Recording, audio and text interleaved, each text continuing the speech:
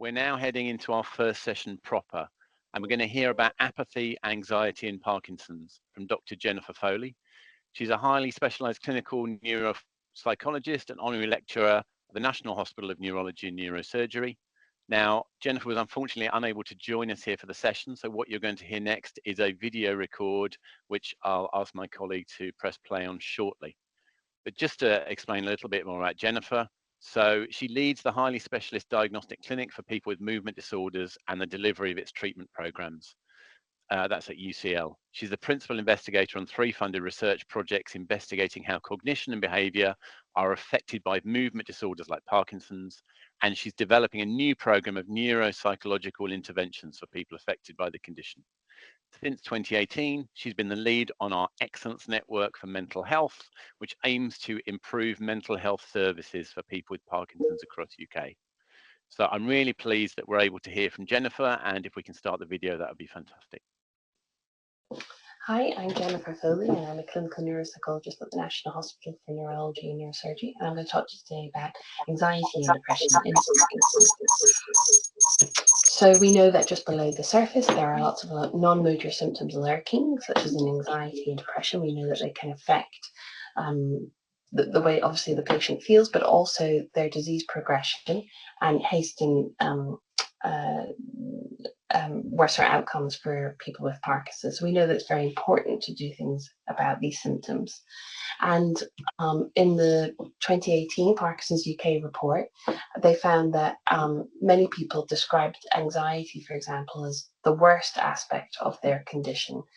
And I don't know if you can see this, but 75% of people described these sort of non-motor symptoms as actually making everything else worse and it being the worst aspect of the condition. So it really has this great impact on people with Parkinson's, anxiety and depression.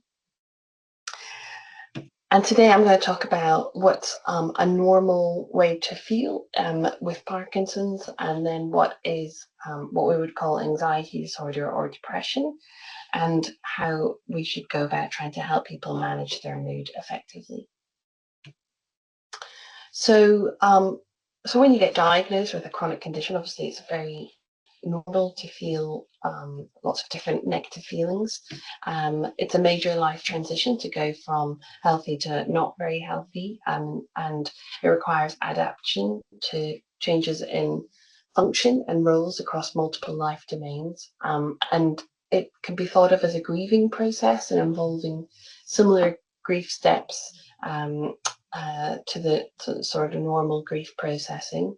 And it's an ongoing process. So obviously, people with Parkinson's don't just experience one sort of change; they experience lots of different subsequent changes, and some of those will be bigger than others. So, for example, I met someone recently who would cope very well for like 20 years with Parkinson's, but now that the Parkinson's has affected their ability to leave the house on their own, they're really struggling. And so, these sorts of different changes keep continually occurring throughout Parkinson's. It's a real test of the person's ability to adapt.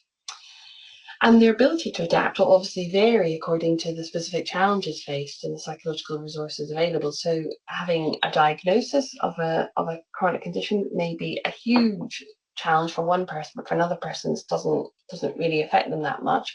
But the actual specific impact upon either their body or their mind can be a huge hurdle for them that can be very difficult to overcome. And obviously, depending on what else is going on in your life, that will have an impact on the sort of ability you have to cope with these sorts of challenges. And also access to social support. So who else is available to support that individual? So obviously it's very normal to struggle to come to terms with a neurological condition, having a new diagnosis and having to come to terms with the new me. And people will go through different stages, as we said, like a grieving process. And so it might start off with lots of very anxious thoughts, very difficult thoughts of what does this mean for me, what's going to happen in the future. That's a real driving concern of nearly every person with Parkinson's.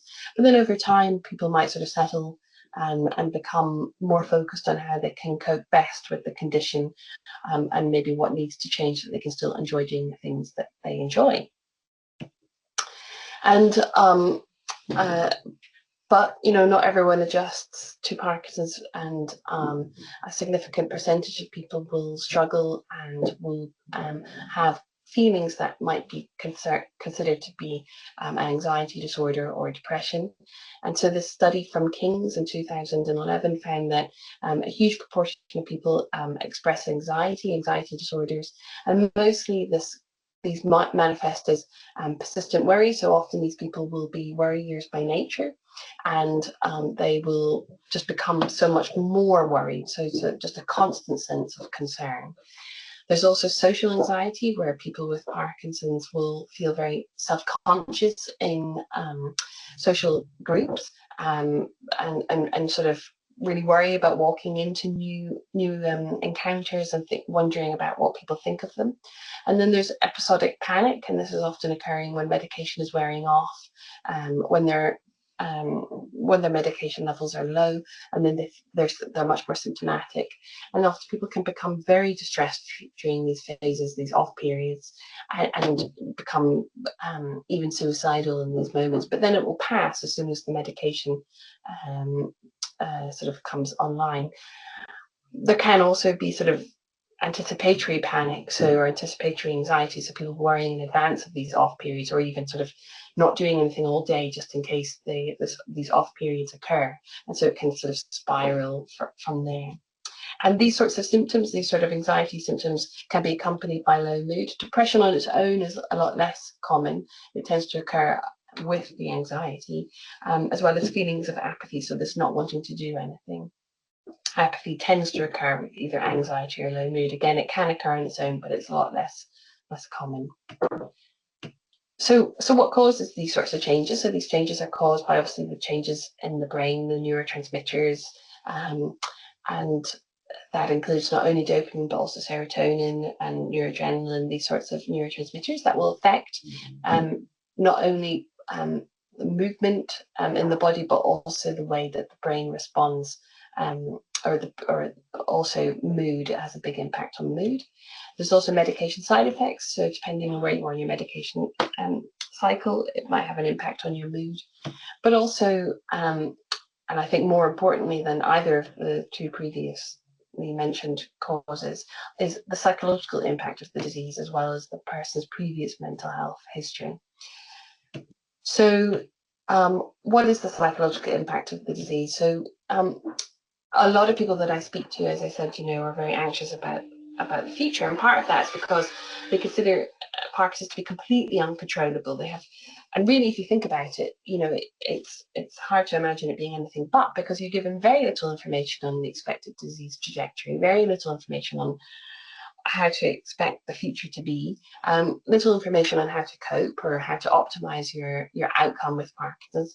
You have a very poor sense of control over your symptoms, and your medication regime is constantly changing. So every time you go back to the doctor, you might get more medication or a different sort of dosage, different time to take your medication. So everything is constantly changing, and you're given very little coping mechanisms. Another very common way to feel is feeling of no longer being the same person. So that can often be to do with sort of internalized stigma or societal stigma about being a person that is not functioning 100%, or that has a sort of visible difference. There's also changes in social, occupational, and functional roles, which will have an impact on one's sense of self, as well as increasing disability and perhaps dependence upon others. So there's that real sense of shift in who am I, which can be very hard for people to cope with. And I think when that does happen, that tends to cause a bit more of that depressive response as opposed to an anxiety response.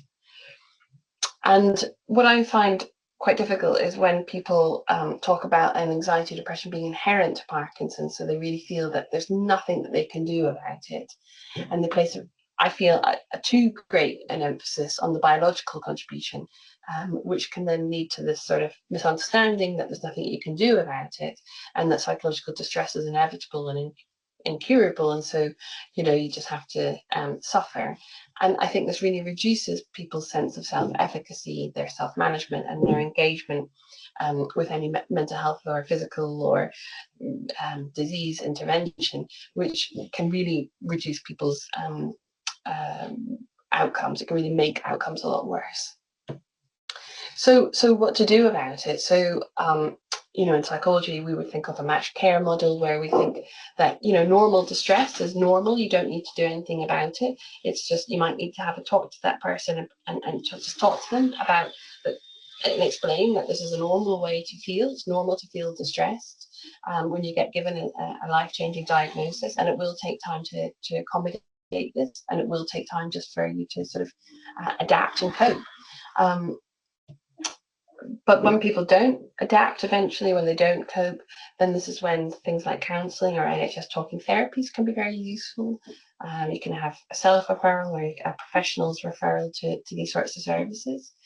And when there are very Parkinson-specific issues, or when maybe cognition is impacting people's ability to benefit from talking therapies, or when the concern is very specifically related to Parkinson's, the neuropsychology can be very helpful. Not everyone has access to neuropsychology, which we're aware of, but this is, they're in a very good position. We are in a very good position to help people with Parkinson's because of our training in clinical psychology and therapeutic interventions, but also in the neurology associated with Parkinson's disease. And when there are very complex conditions, such as anxious delusional states, then obviously we need a multidisciplinary team approach where we involve the medics, nurses, as well as psychiatry, psychology, and counsellors to really help people sort of cope, often in an inpatient admission.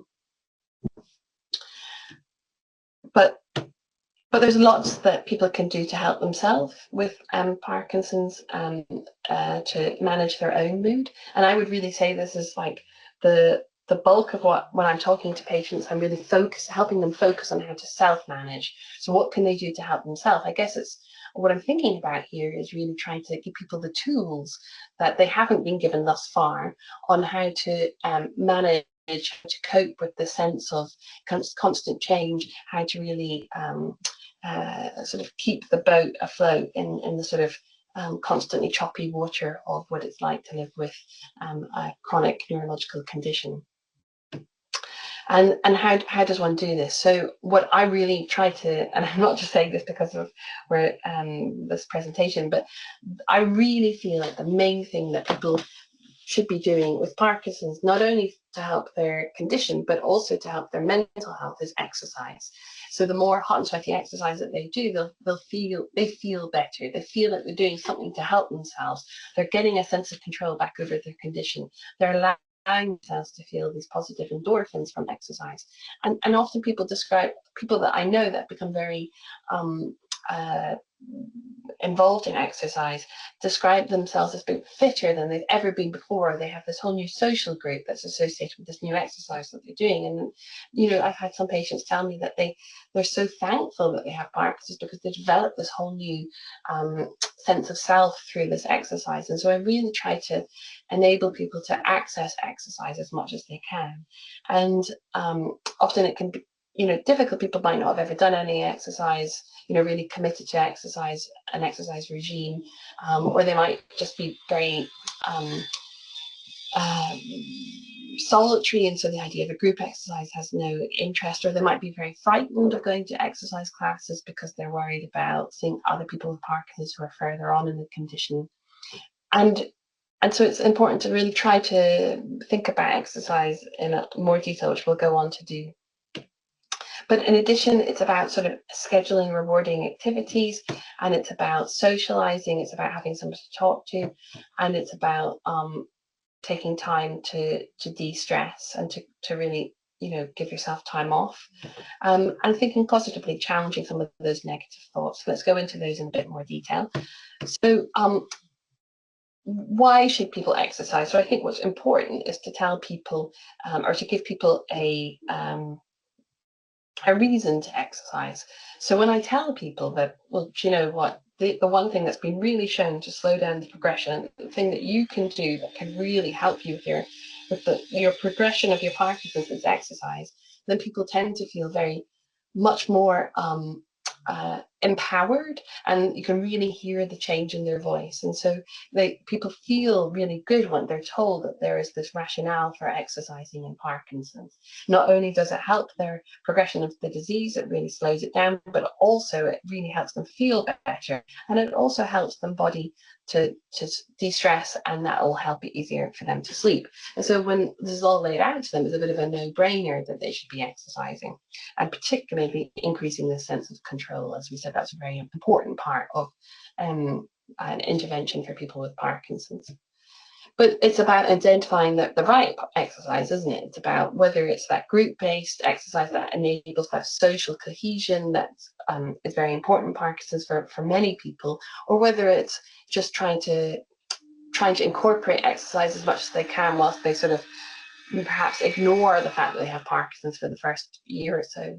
And that might be doing sort of high intense training at home.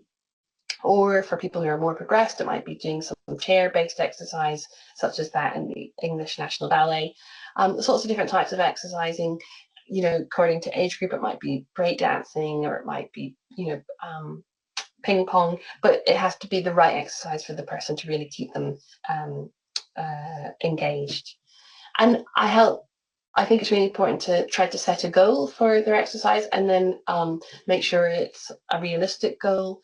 So for example, this person their goal is to feel less anxious about leaving the house. I know I've achieved this if I'm going for a walk around the local park or visiting the gym at least twice a week. I'm motivated to work towards this goal because it feels realistic, and I want to build my confidence. So they have a specific goal that they're going to try and achieve over this. In our case, it's an 8-week program, but we really try to help them engage in this exercise increasing process. And we help them try to identify how the exercise affects their emotions. So by trying to sort of sketch out what their weekly routine is, and then trying to monitor how they feel at different stages after these exercises or after these activities, they can start to identify that actually their mood is impacted by exercise, and it helps build in the rationale, or helps them engage in the rationale for exercising, but also helps them build their awareness. So is their mood better when they're exercising indoors or outdoors? What activities gave them the biggest sense of achievement or pleasure? And what they find was the relationship between their mood and their activity levels. So the more that they can identify this for themselves, then the more they're going to be likely to take this on long term.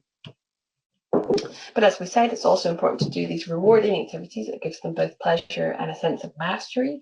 So this pleasure is the sense of just doing things that they enjoy, maybe some massage, or listening to music that they enjoy, but also a sense of mastery where they feel they're actually doing something that makes them feel good about themselves. So maybe it's taking part in research, or maybe learning a new skill, might be going to an interesting lecture that they enjoy.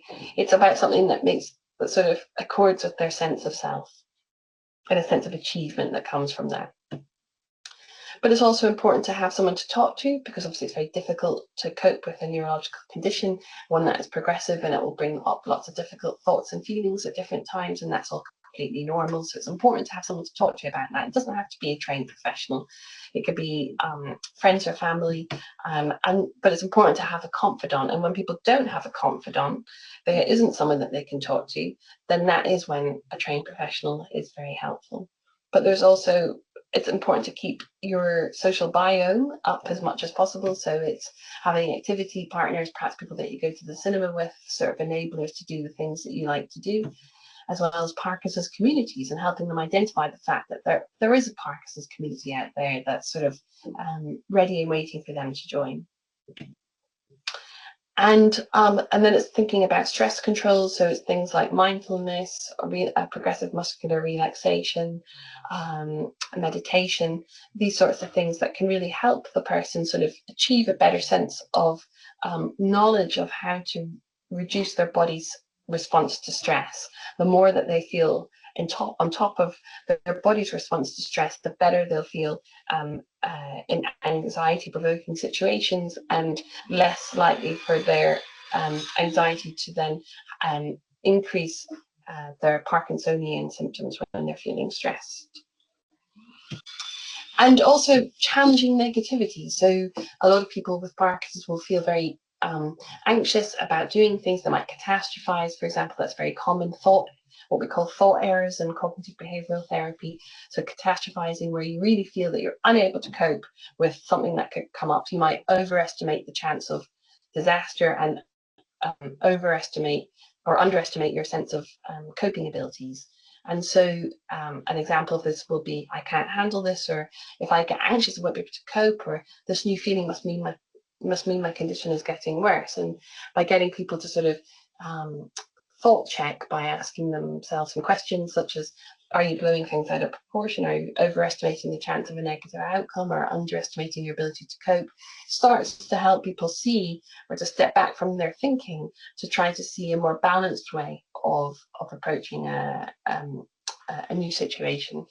So helping them think something through, and what is the most realistic outcome, and what is most likely to happen, and would it be the end of the world if it did happen, and would you be likely to cope? So reducing some of the emotion attached to some of these thoughts by actually debating some of these thoughts and coming up with more balanced views.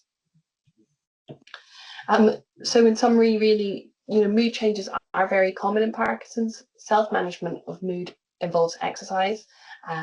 People may be helped into exercise and to overcome some of that low mood or that low motivation by helping them understand the rationale, by helping them identify the right exercise, by helping them work towards a personal goal, and then monitoring its impact on mood. Mood can also be helped by improving social and occupational engagement through these sorts of pleasurable and activities, also activities that afford a sense of mastery or achievement, by challenging negative thoughts, and by effective stress control. And so a lot of the things that I do are really spent sort of helping people to identify this for themselves, or to give them some advice along these lines. And so I think that this is probably the most effective way of helping people with Parkinson's to help themselves. So I hope that's helpful. Thanks very much. Fantastic. Well, what a brilliant and thought-provoking way to open up our session this afternoon. There's so much that I'm going to take away from that. Now, of course, with Jennifer not being here, we can't ask questions directly of Jennifer. If you have any, Jennifer's committed to picking up those questions and answering them directly. So either pop them in the chat, or Amanda, whose email we'll share with you later, send them on to Amanda. But I just wanted to pause for a couple of seconds just to see if that has prompted any thoughts or reflections from anybody who's on the call. If you want to come off mic or you want to share anything in the chat, that will be fantastic, because I think there's a lot for us all to learn and reflect on. As Amanda jokingly put, she didn't know necessarily that physical activity was going to get such a big thumbs up from Jennifer, but it's brilliant to see quite what an important part that can play. Just while you have a think, one thing it prompted me to think was Jennifer mentioned about that social anxiety and the worry about entering new social groups.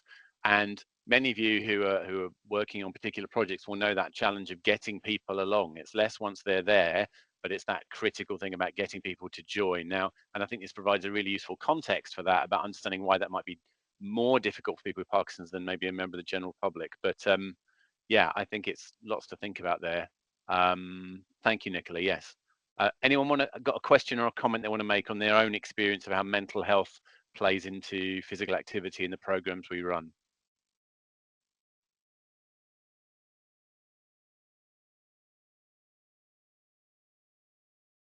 No problem. Fine. Yes, I see very much the same, Amanda. So I said, any questions if you want to supply them privately to Amanda, we can get Jennifer to pick up, but just, bear all that in mind. Some great tips and techniques there about how to encourage and support people to be part of their physical activity programs. But we're going to move now on to the next session. So I'm really pleased to introduce Carolyn and Victoria. They're going to be talking about responding to need and developing a Parkinson's friendly approach in East Renfrewshire. Carolyn is the Active Health and Wellbeing Development Manager at East Renfrewshire Culture and Leisure, and Victoria is a clinical specialist physiotherapist in the Older People's Movement Disorders Service in South Glasgow. Their work has allowed the Parkinson's service to change from being reactive to proactive, and I know that Victoria is particularly passionate about the role of exercise early in someone's Parkinson's diagnosis. So it's over to both of you. Thank you, Stu. I just start speaking now, Amanda? You can. Yep, we can hear you loud and clear. Thank you. So I'm Carolyn McKendry, and I'm the Active Health and Wellbeing Development Manager at East Hampshire Culture and Leisure, as you say. But I'm currently in my kitchen in Greenock. I'm not in East Hampshire today. I really enjoyed your introduction, James, and Dr. Foley's presentation, and I wrote a couple of things down actually that are exactly what Victoria and Amanda have been working on. Whatever the problem is, exercise is usually part of the solution, is it not? And also, most importantly, partnerships are essential to success. I couldn't agree more.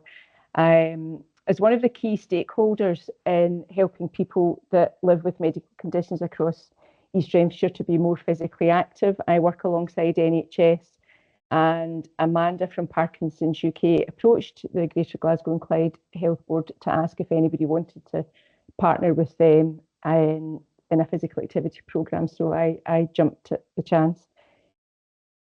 So we had a bunch of instructors that were trained in Parkinson-specific exercises. I decided to embed the Parkinson-specific class in a programme that's run by NHS Greater Glasgow and Clyde called Vitality.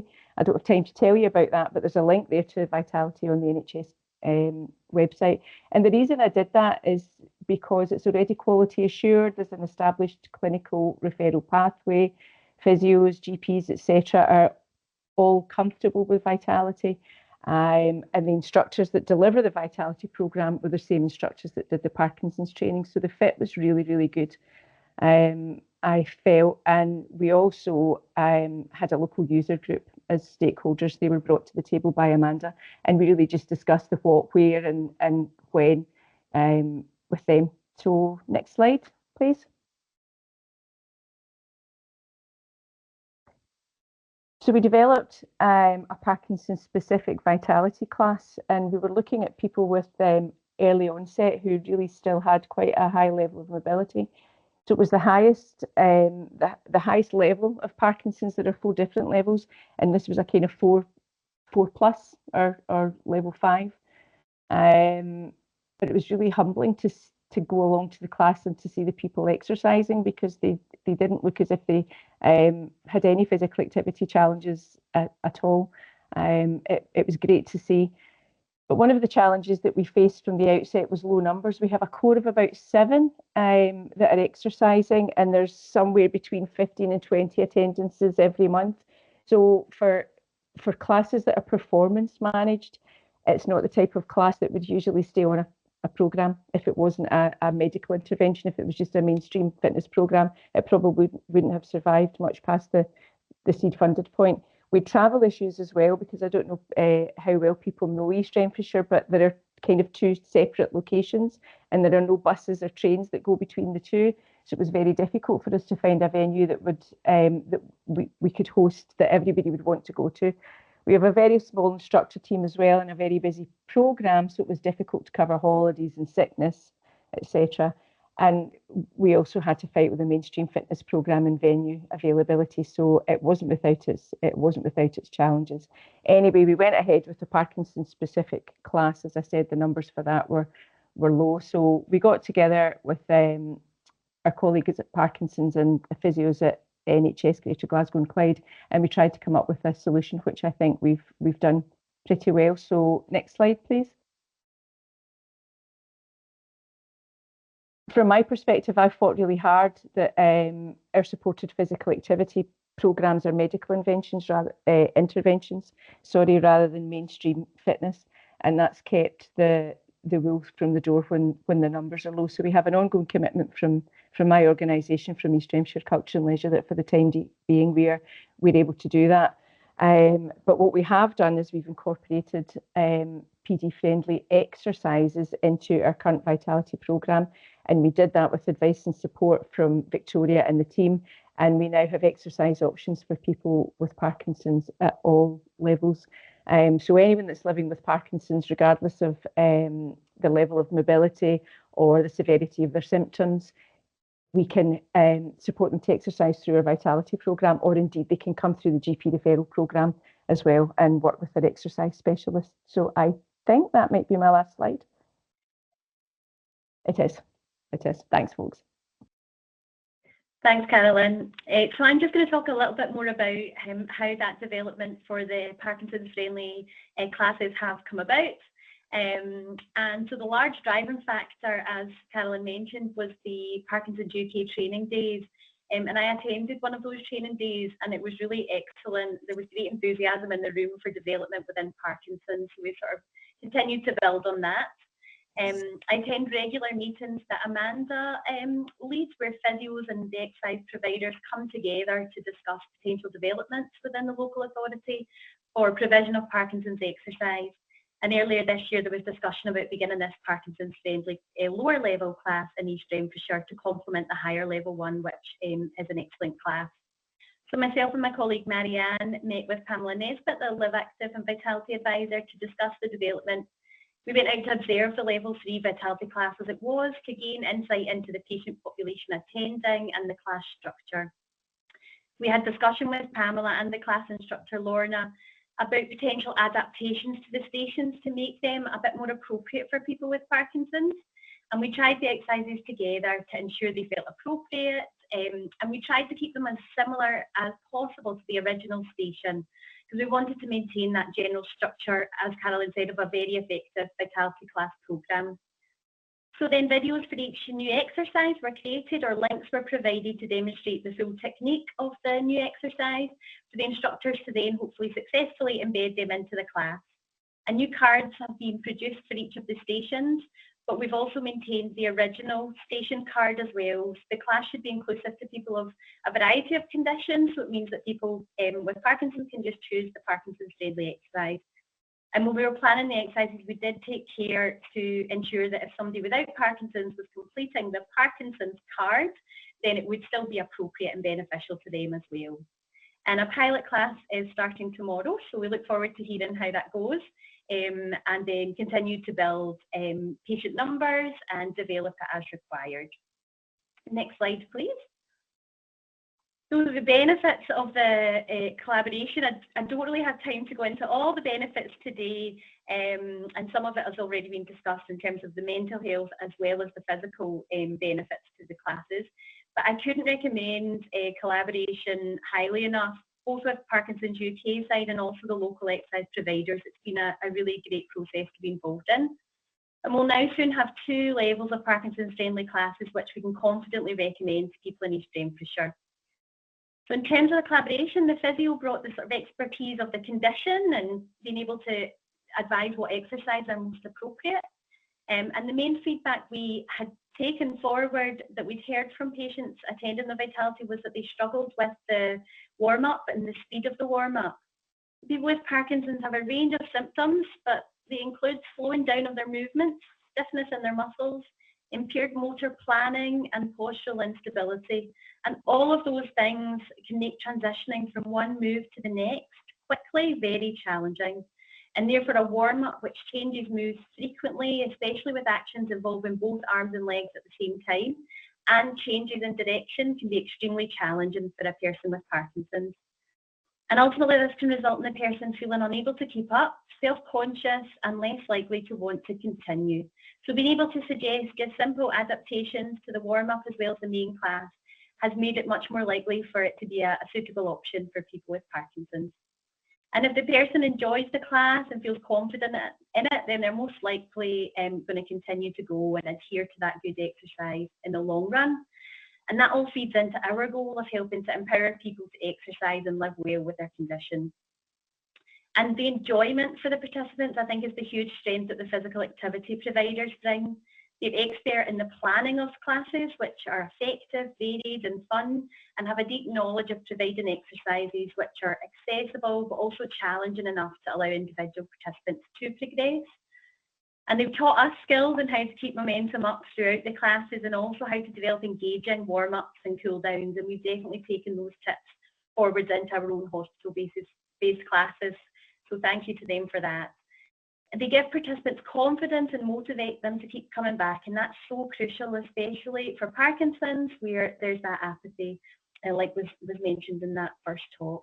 So I feel this collaboration has definitely developed skills for both professions to develop and take into our own roles. Next slide, please. So the future plans are starting the Parkinson's Friendly class this week, and then there's going to be a bit of a survey and a review after that to see if we need to make any further adaptations.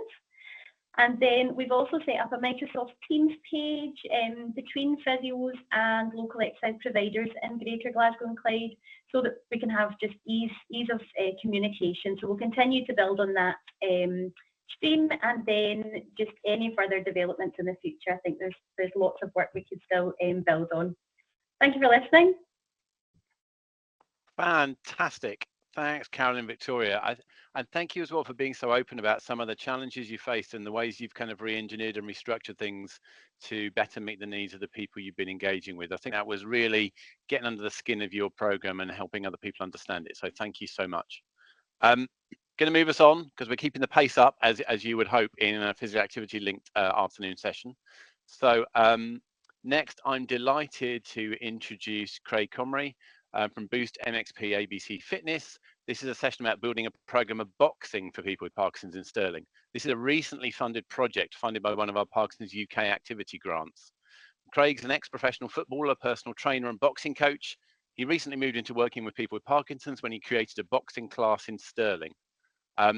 He's worked with a range of people from GP referred patients to business owners with one thing in mind: to create a happier and healthier life for each of those people.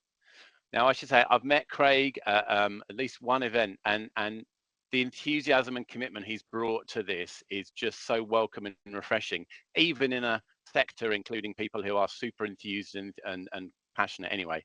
Just as a health warning, before we show a video at the beginning of this, the music comes on super loud and then the voices are a bit quieter. So if you want to have your finger hovering near the volume, that might be good to start us off. But it's over to you, Craig.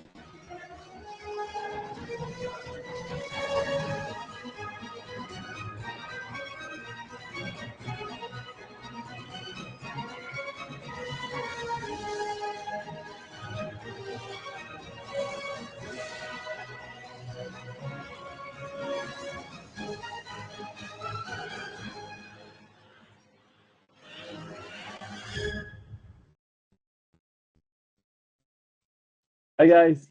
Craig met. I hired Craig to be my personal trainer on the recommendation of a friend who mentioned that Craig was thinking of starting up a boxing class for people with Parkinson's in the Stirling area. Gillian, it's quite obvious you were fundamental in helping to start this up. How did you help Craig?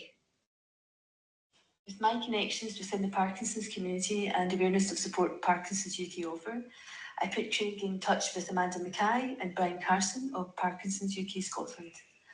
Both of them helped Craig tap into a range of help and support on offer, and he became a worthy recipient of an exercise grant to competently start up a new boxing class for people with Parkinson's in the Stirling area. Now that the classes are up and running, Gillian, how do you feel it benefits you? The boxing class is an hour long, so it has become part of my weekly exercise regime. It is great fun, it's very sociable, and I think helps with my balance and coordination. The fact that 12 of us regularly participate on a weekly basis is testament to Craig's enthusiasm, ability to teach, and dedication. Thank you, Craig. So yeah, hi guys. Thanks very much for watching that video. Thanks very much for having me. As you've seen by the video, I'm relatively new to working with people with Parkinson's, but I got involved through a friend of a friend who was Gillian, who you've seen a lot in that video. She was talking over about how we got involved. We started really working on a one-to-one basis like that. With boxing, we slowly kind of progressed, and we thought we could really build something. There was a good bit of potential to build something in the Forth Valley area we kind of earmarked. So Gillian, and you heard Janet Kerr's voice there as well. She was in the video as well. They've done a lot of fundraising for Parkinson's UK. So I was able to tap into a couple of their contacts, and we got in touch with Parkinson's UK, Amanda, Ruth, and everyone from Parkinson's UK has been so amazing for me, and so amazing in building the class. I couldn't have built the class without the help of everyone. So yeah, this is kind of how I've came into working with people with Parkinson's. Can I get the next slide, please? So the training support that I've received has been amazing. As James says, we got the physical activity grant, which made things so much easier. It would have been possible to do the class without the grant, but it would have took so much longer.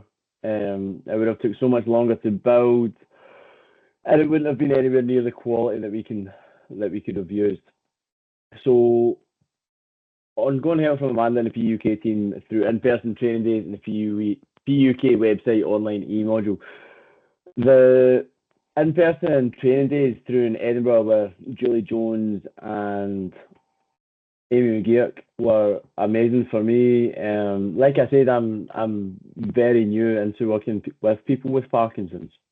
So every bit of kind of information I was trying to soak up and try and be like a little sponge. So every bit of information they gave me was amazing. Also, the PUK website is amazing for information. The YouTube site is amazing for information. The online e-module, I think I've went through it 2 or 3 times now, and every time I'm just picking up little bits more knowledge. But I also attended the conference this year in Edinburgh with Rochelle Flanagan. I think you've seen a picture of me, Gillian, Janet, and her out for lunch. I was lucky enough to get invited along to lunch after the day after the conference, which was amazing. Amazing. I could sit and listen to Rochelle talk about nutrition and its relation to Parkinson's with all night, all day. And then the study day as well down in Birmingham, with everyone there. The support network down there and the excellence network is second to none. How everything is run and how everything is delivered couldn't have been more help to me. Yeah, definitely. Can I see the next slide, please? So the challenges that I've experienced personally have been the inexperience in the PD field, obviously. So I made use of every opportunity of every course conference. Everyone has been, I think I've said this before, but everyone has been so nice. Everyone's been so nice. Every time I've asked for help, everyone has given me their time. Doesn't matter if they're top in the field, or they are anyone really, a person with Parkinson's. The whole kind of range of people involved in PD has been very brightening for me. Everyone's been amazing. So setting up the class for people with Parkinson's, there's different considerations that I had to take from setting up a normal boxing class or a fitness class. Amanda pointed me in the direction of a webinar that we had for setting up the class, which was amazing. Things that obviously I wouldn't have considered before in a general fitness class or a general boxing class. But things like on-site parking, as a ground floor, as what obstacles were in the way of that. We had things like transport. We are lucky enough to run right next to a public transport route at the gym. Touching on what Jennifer was talking about, anxiety. Definitely there was a bit of anxiety about boxing in general, sometimes coming from the more female side, but obviously people with Parkinson's coming into a kind of a busy gym was something that was taken into consideration. So we're lucky enough in the gym, we have a private boxing area. So that's where we take the class.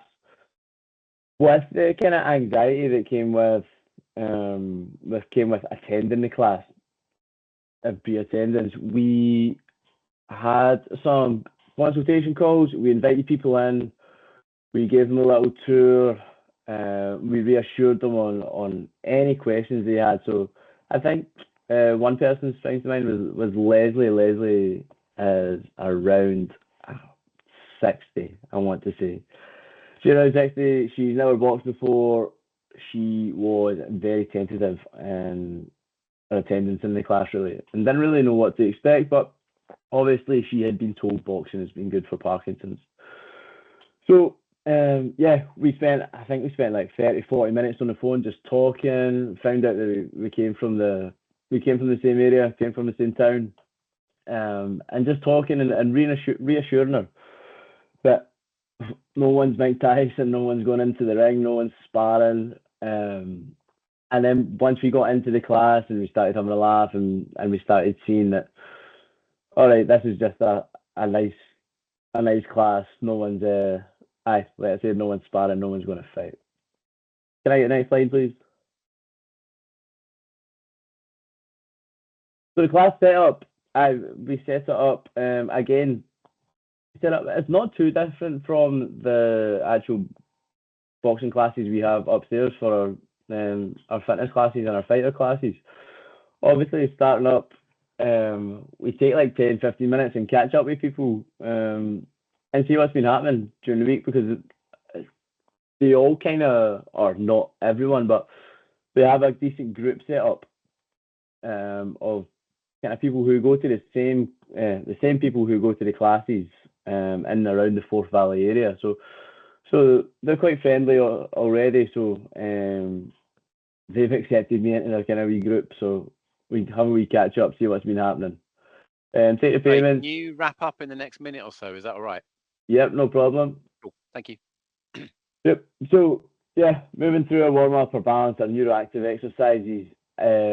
The warm up, balance, and neuroactive exercises is everything that I have learned from Julie Jones and Amy McGeoch in the study days and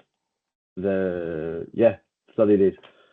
So everything there was learned from them. The technique, the skill acquisition, even though it's a kind of fitness class, for people with Parkinson's, there's no reason why their technique can't get any better. They're learning techniques, it's challenging them, and we're making some good progress in the technique. And then we get into the bag work, get the voices up. I have a good time just smashing a bag about, which everyone else kind of loves. And we support people through the class by giving them progressions, regressions, and clear and simple instructions. And then after it, we take a wee feedback form just through a Google form, and the class attendees can give me obviously feedback, and I'll keep learning, and we can slowly get better together. But yeah, thanks for listening to me, guys.